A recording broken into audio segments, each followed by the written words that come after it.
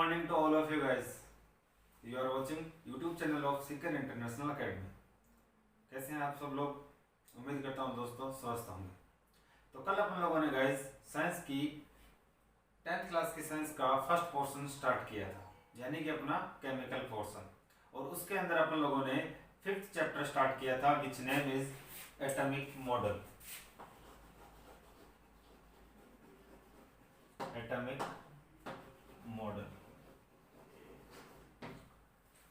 इसमें अपन लोगों ने कल गाइस एटम की कुछ बेसिक स्ट्रक्चर देखी थी, उसके बारे में, उसके सब एटॉमिक पार्टिकल्स के बारे में देखा था।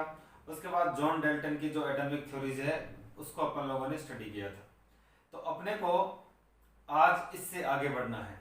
इससे पहले आप में से जो भी इस चैनल पे नया है वो हमारे चैनल को सब्सक्राइब कर लीजिए, ताकि जो लेटेस्ट क्लासेज है उनका आपको नोटिफिकेशन मिलता रहे। तो गाइस अपने स्टार्ट करते हैं इससे आगे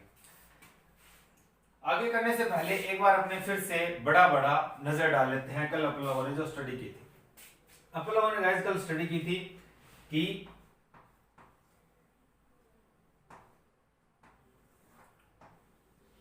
ये एक एटम बनाया था, अपन लोगों ने एटम फॉर्म किया था। एटम को मैंने आपको कहा था कि स्फेरिकल शेप में कैसे किया जाता है।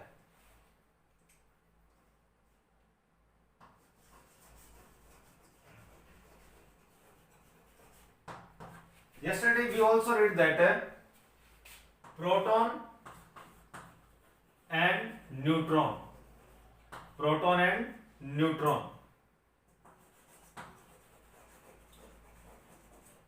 both are located in nucleus. And what is nucleus? Nucleus is central point of an atom.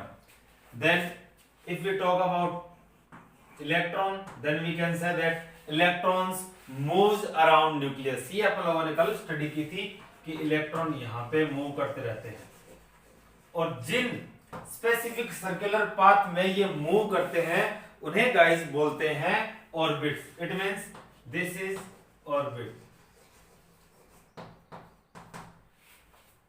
Next कल एक हल्का सा छोटा सा टॉपिक था, इसी के बीच का वो रह गया था, अपन लोग आज उसको स्टडी करते हैं।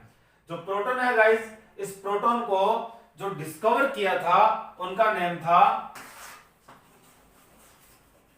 गोल्डस्टीन। सेकंड गाइस, न्यूट्रॉन को अपने अगर देखें तो न्यूट्रॉन को डिस्कवर करने वाले साइंटिस्ट का नेम था Chadwick, James Chadwick. Third guys, electron को डिस्कवर किया था, उनका नेम था सर जे थॉमसन।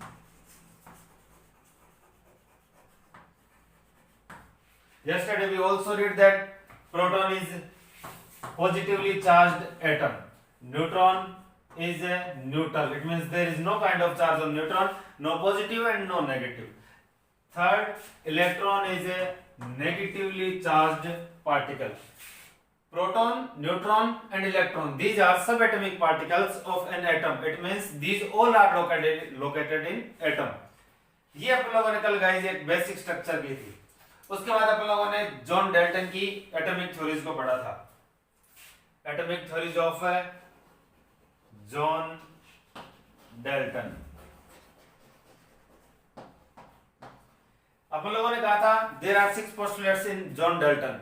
हालांकि जॉन डाल्टन की जो एटॉमिक थ्योरीज है उसमें कहीं किसी तरह का एटॉमिक मॉडल का कोई भी निशान नहीं है, कोई मॉडल नहीं दिया उन्होंने, लेकिन उन्होंने कुछ एटम के ऊपर अपनी थ्योरीज दी थी।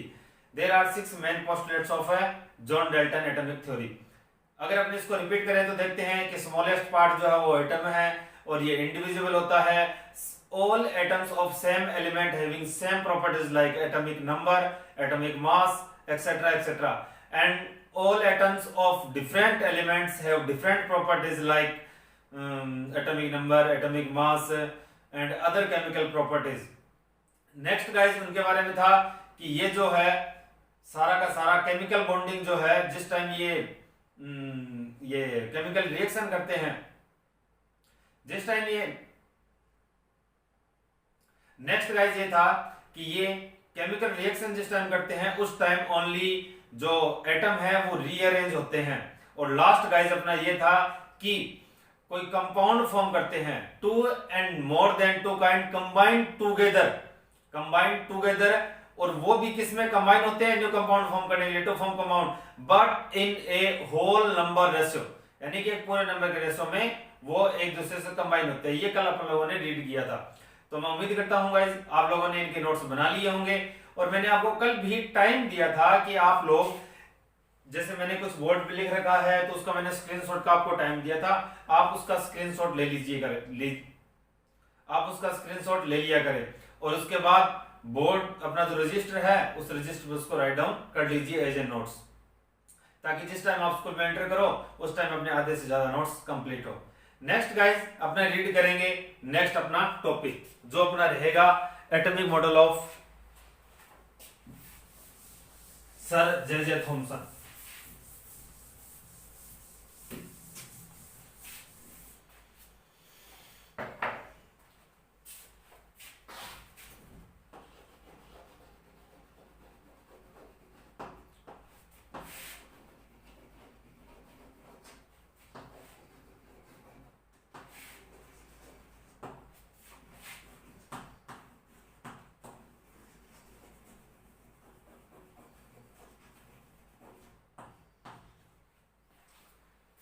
अब अपने बात करेंगे गाइस सर जे थॉमसन की।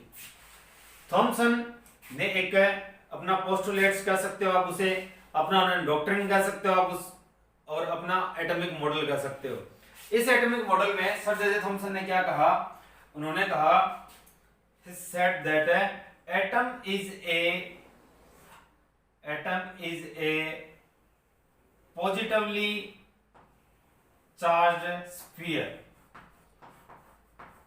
जे थॉमसन ने कहा था atom is a positively charge sphere. It means उन्होंने कहा कि जो प्रोटॉन है, यानी कि यहां इस टाइम तक प्रोटॉन जो है वो डिस्कवर नहीं हो पाए थे, इसीलिए उन्होंने प्रोटॉन जो है, प्रोटॉन का जो पॉजिटिव चार्ज है वो यहां उन्होंने बैलेंस किया। लेकिन कैसे बैलेंस किया वो अपने देखते हैं। तो उन्होंने क्या कहा, उन्होंने प्रोटॉन के बारे में कुछ नहीं कहा, उन्होंने जस्ट ओनली प्रोटॉन का जो पॉजिटिव चार्ज था, ओनली उस पॉजिटिव चार्ज की उन्होंने बात की। और उन्होंने क्या कहा, ये जो है वो पॉजिटिवली चार्ज होता है।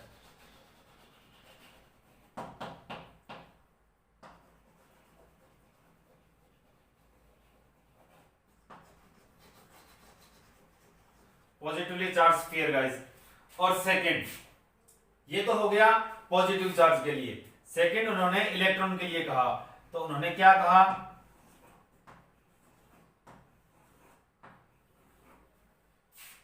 उन्होंने कहा कि जो इलेक्ट्रॉन्स होते हैं, ये इलेक्ट्रॉन्स इस पॉजिटिवली स्फीयर में एम्बेडेड होते हैं। It means electron are embedded in atom।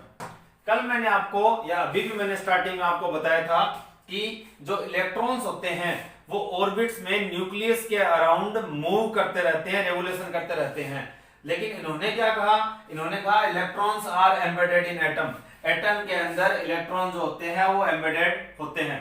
Second इन्होंने गाइस क्या कहा, इन्होंने कहा कि जो एटम जो है वो एक स्फीयर है। Atom is in spherical shape. Atom जो होता है वो स्फेरिकल शेप में होता है। ये उन्होंने कहा था कि जो एटम है वो स्फेरिकल शेप में है and electrons are embedded in this atom. और थर्ड इन्होंने क्या कहा, थर्ड इन्होंने गाइस ये कहा कि जो ये पूरा का पूरा एटम है स्फेरिकल शेप का, ये पॉजिटिवली चार्ज होता है। ये क्या होता है गाइस, पॉजिटिवली चार्ज होता है। अपने ये भी कंफर्म करेंगे कि इन्होंने ऐसा क्यों कहा।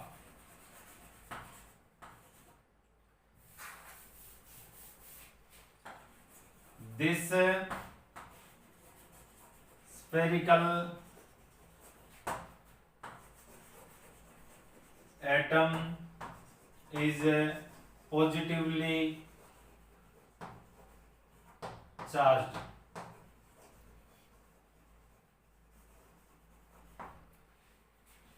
ये मेन 3 पोस्टुलेट्स थे इनके। फर्स्ट इन्होंने कहा था electron are embedded in atom, कि जो इलेक्ट्रॉन है वो किसी एटम में एम्बेडेड रहते हैं, दसे हुए रहते हैं। Second, atom is spherical shape, atom जो होता है वो स्फेरिकल शेप में होता है। Third, this spherical atom is positively charged, और ये स्फेरिकल जो एटम है ये पॉजिटिवली चार्ज होता है। ये 3 थिंग्स उन्होंने 3 पोस्टुलेट्स मेन अपने एटॉमिक मॉडल के अंदर, एटॉमिक थ्योरीज के अंदर उन्होंने दी थी। नेक्स्ट गाइस, फोर्थ, इन्होंने कहा था इसका जो साइज होता है, इन्होंने इसके साइज की बात की और उन्होंने कहा कि इसका जो साइज होता है वो नियर अबाउट 10 की पावर -10 मीटर होता है।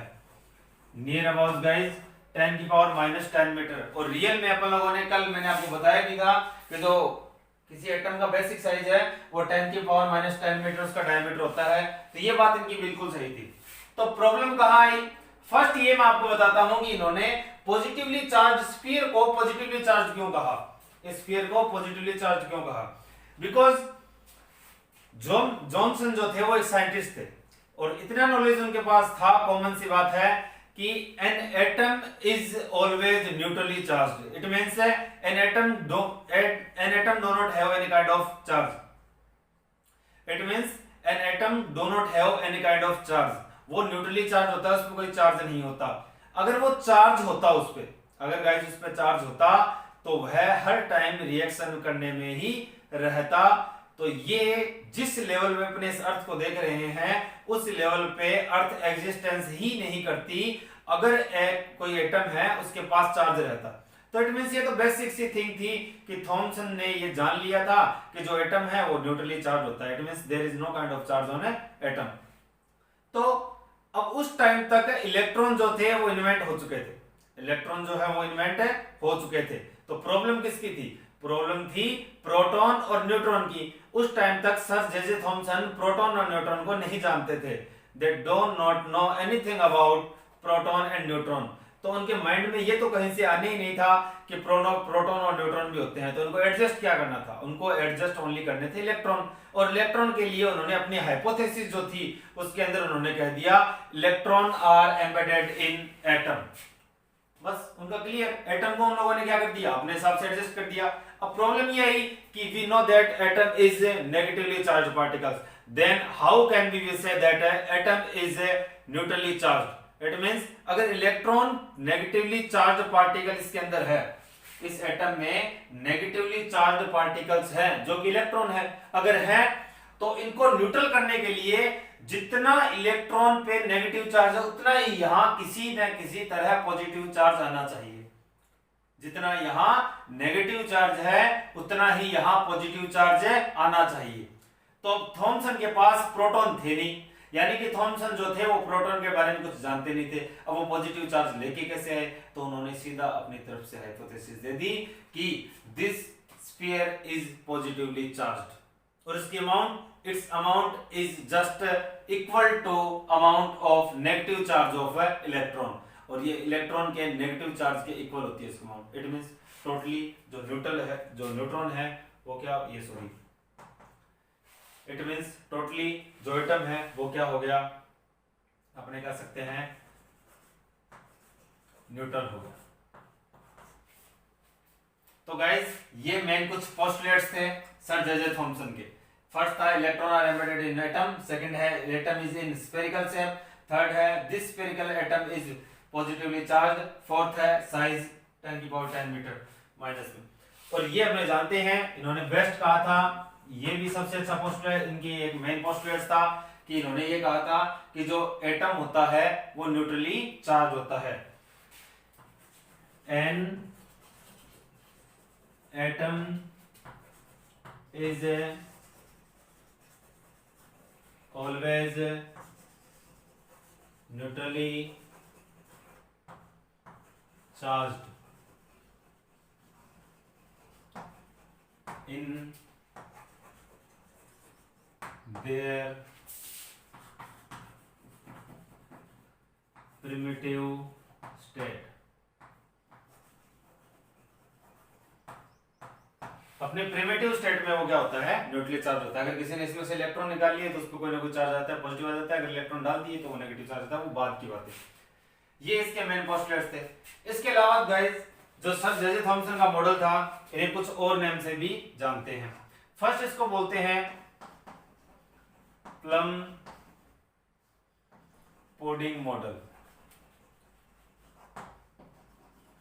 because there is a sweet in Europe that's name is pudding and we know that plum is a fruit। तो जिस टाइम ये पुडिंग को फॉर्म करते हैं, जिस टाइम इसको बनाते हैं, तो उसमें प्लम नाम का ये जो फ्रूट है, इस फ्रूट को इसके अंदर डाला जाता है। जैसे कि अपने यहाँ हलवे के अंदर अपने बादाम डालते हैं, आलमंड को जिस तरह इस हलवे में डाला जाता है, वैसे ही इस पुडिंग नाम की स्वीट के अंदर ये प्लम नाम का फ्रूट डालते हैं। ये प्लम नाम का फ्रूट नॉर्मल बेर जैसे होता है, इस फ्रूट को इस पुडिंग में डाला जाता है। तो गाइस जिस टाइम इसमें डाला जाता है, तो जिस तरह अपने यहाँ हलवे में बादाम डले हुए रहते हैं, वैसे ही ये इसके अंदर एम्बेडेड रहते हैं, यानी दसे हुए रहते हैं। जैसे आपने हलवा खाया होगा, हलवा किसने नहीं खाया होगा, सभी ने आप में से कभी ना कभी हलवा खाया होगा। उसमें आप लोग, हाँ मैं जानता हूँ कि आप लोग शादियों में जाते हो तो वहां करते भी यही हो कि बादाम वगैरह या ड्राई फ्रूट ही ज्यादा खाते हो, तो देखा होगा आपने कि वहां वो क्या रहते हैं, दसे हुए रहते हैं। वैसे ही ये इसके अंदर दसे हुए रहते हैं, लाइक प्लम पुडिंग स्वीट की तरह। So it is also known as a plum pudding models. इसको कंपेयर करते हैं गाइस सेकेंड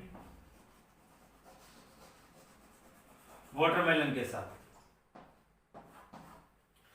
वाटरमेलन के अंदर जो इसके सीड्स हैं, इस सीड्स को कंपेयर किया जाता है इलेक्ट्रॉन के साथ। इन सीड्स को, these seeds are considered as electron and whole red part is known as, and you can say whole and red part is considered as atom।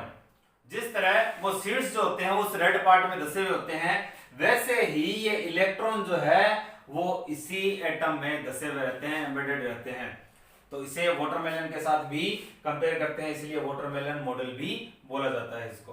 Watermelon तो आप लोगों ने दिखाई ही होगा, अभी गर्मियों का सीजन स्टार्ट हो चुका है, तो वाटरमेलन फिर से स्टार्ट हो चुके हैं। अब जिस टाइम आप खाओ उस टाइम देख लेना कि वो सीड्स जो होते हैं उनको एज ए इलेक्ट्रॉन कंसीडर करते हैं, बाकी जो रेड पार्ट है उस रेड पार्ट को एज ए एटम कंसीडर किया जाता है, तो इसे वाटरमेलन मॉडल भी बोलते हैं।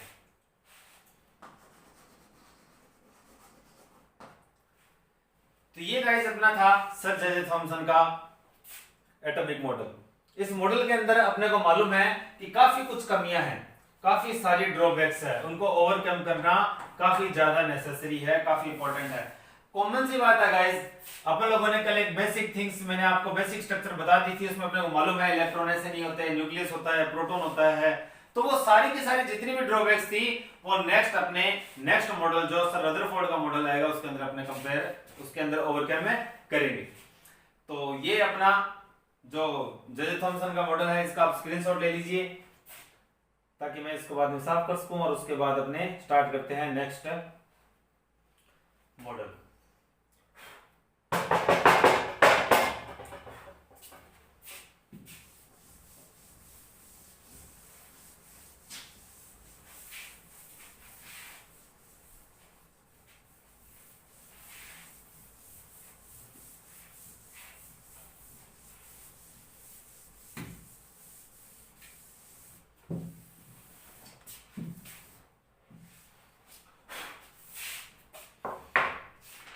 नेक्स्ट अपने गाइस देखते हैं एटॉमिक मॉडल ऑफ रदरफोर्ड।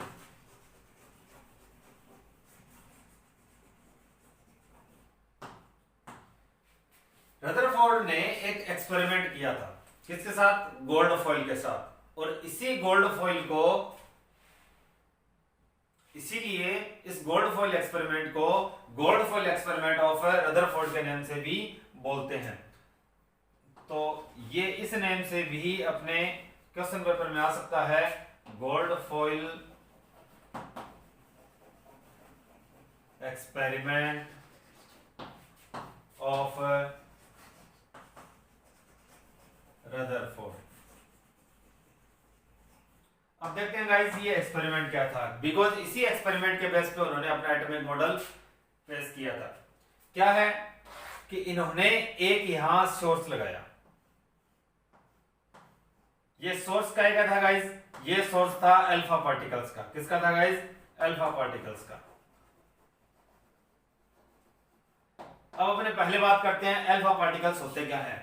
तो अल्फा पार्टिकल्स जो होते हैं गाइस, वो होते हैं 2He+2 ये होते हैं अल्फा पार्टिकल्स, यानी कि हीलियम का जो एटम है उसमें से दो उसमें electron, there are 2 electron in helium atom, और उन्हीं को अगर निकाल दिया जाए तो वो क्या बनता है, ओनली प्रोटॉन रह जाते हैं, वहां पे कितने, ओनली 2 प्रोटॉन रह जाते हैं। तो ये अपना क्या हो गया, अल्फा पार्टिकल्स 2He+2, और ये इसका एक सोर्स यहां पे लगा लिया।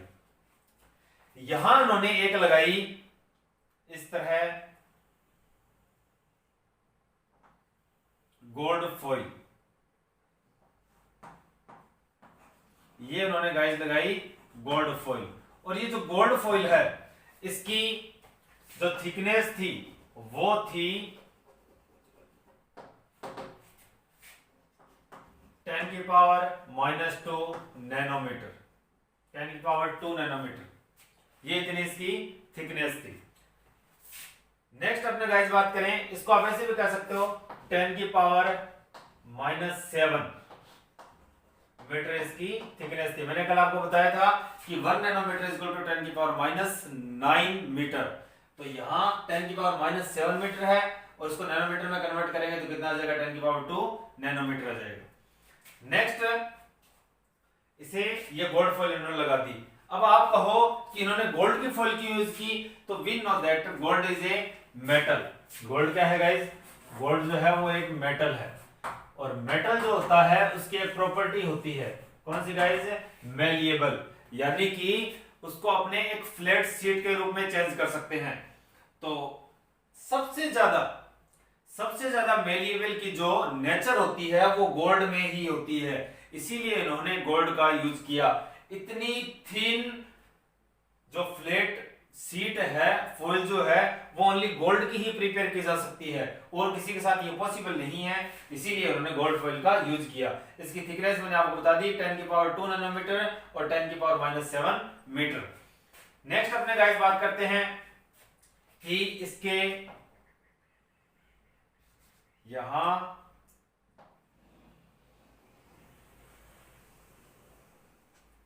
इस तरह क्या लगाया उन्होंने, इस तरह उन्होंने यहां पे लगाया एक फ्लोरोसेंट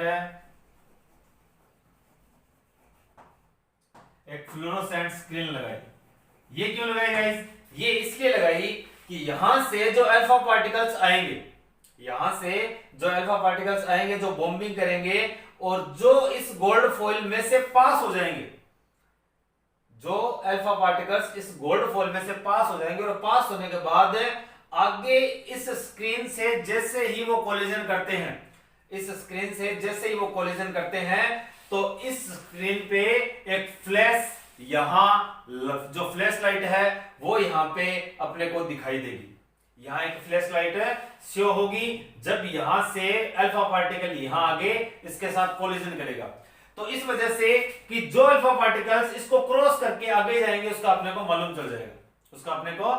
चल जाएगा, सेकंड ये भी गाइस कि यहां से जो अल्फा पार्टिकल्स निकलेंगे, यहां से जो अल्फा पार्टिकल्स निकलेंगे वो इस तरह निकलेंगे,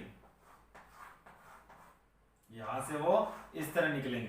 अब अगर यहां पे फ्लैश लाइट हुई तो अपने को मालूम चल जाएगा ये यहां से इस तरफ गया है, तो अपने को मालूम चल जाएगा कि ये कौन से एंगल पे डिफ्लेक्ट हुआ है, तो इसीलिए इस स्क्रीन को यहां पे यूज किया था। और ये बनी थी गाइस जिंक सल्फाइड से,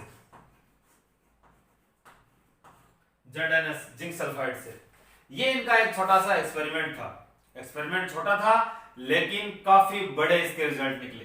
गाइस इनके ऑब्जर्वेशंस देखते हैं। सबसे पहले ऑब्जर्वेशंस क्या थे कि ये जब उन्होंने एक्सपेरिमेंट किया तो इस एक्सपेरिमेंट के उन्होंने ऑब्जर्वेशंस क्या क्या देखे कि क्या क्या यहां हुआ था। तो फर्स्ट अपने देखते हैं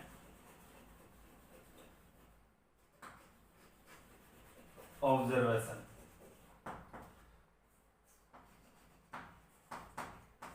फर्स्ट ऑब्जर्वेशन क्या रहा गाइस, उन्होंने ये देखा कि यहां से जो अल्फा पार्टिकल्स निकले थे वो मोस्ट ऑफ देम वहां से यही फ्लैश लाइट निकली थी।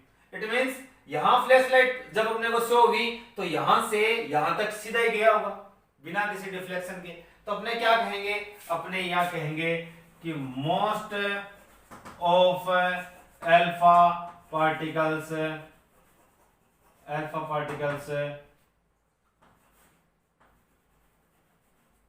passed through gold foil, through gold foil without undergoing any deflection.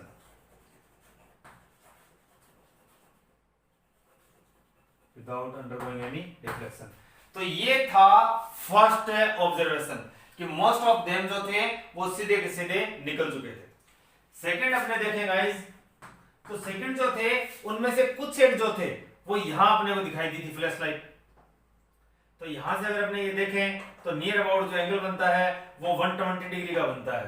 तो इनमें से कुछ एक जो थे वो कुछ एंगल पर some of them alpha particle deflect on some angle, कुछ एंगल पे क्या हो गए वो डिफ्लेक्ट हो गए. तो अपने क्या कहेंगे, सम ऑफ देम, देम यानी कि यहां अल्फा पार्टिकल्स की बात कर रहा हूं मैं, some of them deflected on some angle, ये कुछ एंगल पे क्या हो गए डिफ्लेक्ट हो गए. थर्ड जो मोस्ट इंपॉर्टेंट था ये था गाइस, थर्ड कि यहां से एक इलेक्ट्रॉन जो था वो वापस आ गया था यहां पे, सॉरी एक जो प्रोटॉन था या फिर आप इसको कह सकते हो जो अल्फा पार्टिकल था. इसके बाद गाइस अपने बात करते हैं थर्ड की. जो थर्ड था वो ये था कि यहां से जो अल्फा पार्टिकल आगे गया वो यहां से वापस आ चुका था. यानी कि ये जो पीछे की ओर स्क्रीन थी, इस स्क्रीन पे यहां फ्लैश लाइट दिखाई दी अपने को, इस स्क्रीन पे यहां फ्लैश लाइट दिखाई दी. इट मींस ये कितने एंगल पे आया, वापस कम बैक, कितने पे 180 डिग्री पे. तो अपने कहेंगे वन ऑफ देम, ओनली कितने में से 20,000 में से. जब अपनों ने यहां जो रेशो निकाला तो ये रेशो ये रहा था कि पार्टिकल जो थे वो 20,000 में से वन पार्टिकल वापस आ रहा था. 1 आउट ऑफ 20,000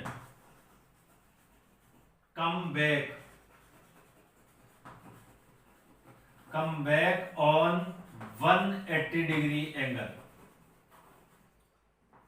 ये 180 डिग्री एंगल पे वन एटम जो है वो वन जो अल्फा पार्टिकल है वो वापस आ चुका था. तो ये इसके ऑब्जर्वेशंस थे. फर्स्ट ऑब्जर्वेशन ये था कि यहां से बिना किसी डिफ्लेक्शन के आगे चले गए थे. सेकंड जो है कुछ एक जो थे वो सम एंगल पे कुछ एंगल पे डिफ्लेक्ट हो गए. जो थर्ड ये था वो out of 20,000 come back on है 180 डिग्री, वो वापस 180 डिग्री के एंगल पे क्या हो गया था, डिफ्लेक्ट हो चुका था. इसकी बेसिस पे उन्होंने कुछ कंक्लूजन्स दिए थे अपने. यानी कि अगर ऐसा होता है, उन्होंने कहा कि अगर ऐसा हो रहा है तो मेरे हिसाब से यहां क्या होगा.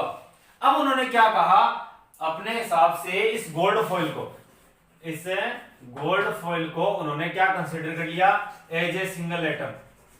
बिकॉज गाइस अपने को मालूम है इसकी थिकनेस कितनी थी, 10⁻⁻7 मीटर. और अपने को मालूम है एक अपने एटम की कितनी होती है, वो होती है 10⁻10 मीटर, या फिर आप कह सकते हो 1 एंगस्ट्रॉम होती है. तो उन्होंने क्या कर लिया था कि इसको सिंगल एटम ही कंसीडर कर लिया था. क्या कर लिया था, सिंगल एटम कंसीडर कर लिया था. अब वो जो स्टडी करके अपने कंक्लूजंस देंगे वो कंक्लूजंस एक सिंगल एटम के बेस पे होंगे. किसके होंगे गाइस, सिंगल एटम के बेस पे वो अपने कंक्लूजंस देंगे. फर्स्ट कंक्लूजंस क्या था,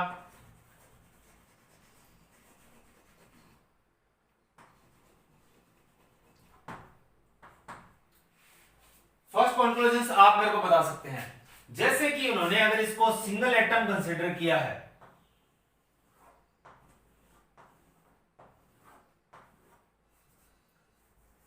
सिंगल एटम अगर कंसीडर किया है,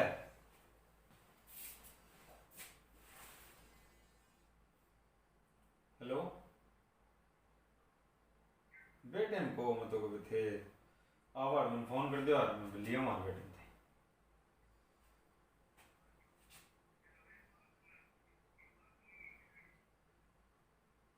हमें तो 10 बजे से करी शायद.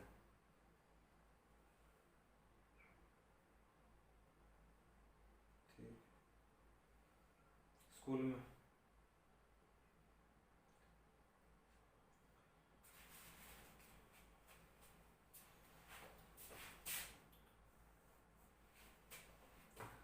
इस एटम को अपने करते हैं, तो उन्होंने कहा कि जो अल्फा पार्टिकल्स थे वो इस तरह सीधे निकल गए। तो गाइस अल्फा पार्टिकल्स जो होते हैं उन पे पॉजिटिव चार्ज होता है, उन पे कौन सा चार्ज होता है? पॉजिटिव चार्ज होता है। अगर यहां उनको रास्ते में कुछ मिलता, अगर यहां कुछ हिंड्रेंस होती, कुछ प्रॉब्लम्स होती, तो वो यहां से सीधे नहीं जा सकते। ज्यादातर मैक्सिमम जो थे वो सीधे निकल चुके थे, तो ऑलमोस्ट जो थे वो सीधे इसीलिए निकल गए थे स्ट्रेट विदाउट एनी डिफ्लेक्शन, कि यहां उनको कुछ नहीं मिला। तो आप क्या कह सकते हो? Most part of an atom is hollow, most part of an atom is hollow. ज्यादातर पार्ट क्या होता है गाइस? खोखला होता है, कुछ भी नहीं होता उसमें। सेकंड क्या रहा? सेकंड जो है वो किस बेस पे है? वो सेकंड ओनली इसी बेस पे है, इस सेकंड वाले पे और थर्ड वाले पे बेस पे, और दोनों ऑलमोस्ट सेम है। उन्होंने कहा कि कुछ जो है वो 180 डिग्री के एंगल पे डिफ्लेक्ट हुआ था एक, और जो बाकी थे वो नियर अबाउट 120 डिग्री के एंगल पे, वो बाकी जो थे वो नियर अबाउट 120 डिग्री एंगल पे डिफ्लेक्ट हो चुके थे। अब जो 120 डिग्री एंगल पे डिफ्लेक्ट हुए हैं, तो इट मींस कहीं ना कहीं ये जो पॉजिटिव चार्ज पार्टिकल्स हैं इनको पॉजिटिव चार्ज मिला होगा। इनको क्या मिला होगा गाइस? पॉजिटिव चार्ज मिला होगा, इसीलिए जब इनके पास आए तो इनमें रिपल्सन हो गया और ये यहां से इस तरह निकल गए होंगे। इट मींस उन्होंने कहा कि जब ये डिफ्लेक्ट हुआ है 120 डिग्री एंगल पे, तो इसकी एक ही पॉसिबिलिटीज बनती है कि इनको कहीं ना कहीं क्या मिला होगा? पॉजिटिव चार्ज मिला होगा। कहीं ना कहीं क्या मिला होगा गाइस? पॉजिटिव चार्ज मिला होगा। तो इनका सेकंड जो कंक्लूजन है वो यही है गाइस कि there is there should be positive charge in an atom. और साथ में उन्होंने ये भी कहा कि ये जितना भी पॉजिटिव चार्ज है ये एक ही पॉइंट पर कंसंट्रेट होता है। ये एक ही पॉइंट पर क्या होता है गाइस? कंसंट्रेट होता है। That is concentrated in a single point.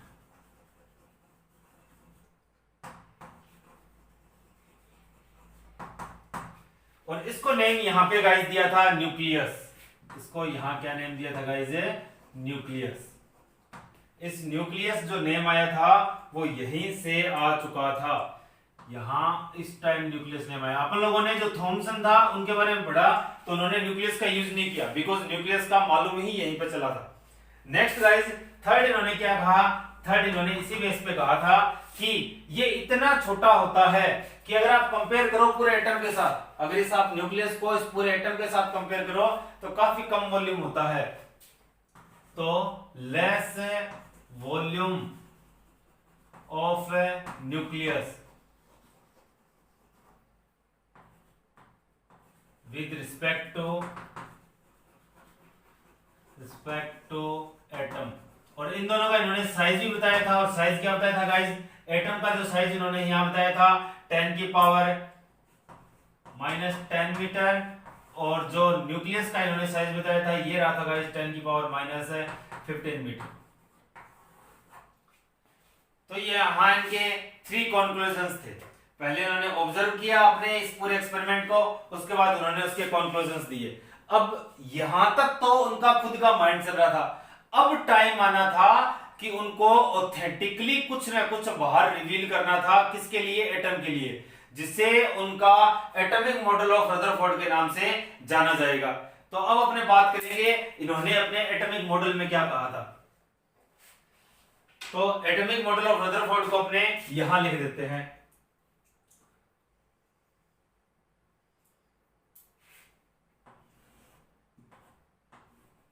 Heading डाल देते हैं यहां से। तो इनका गाइस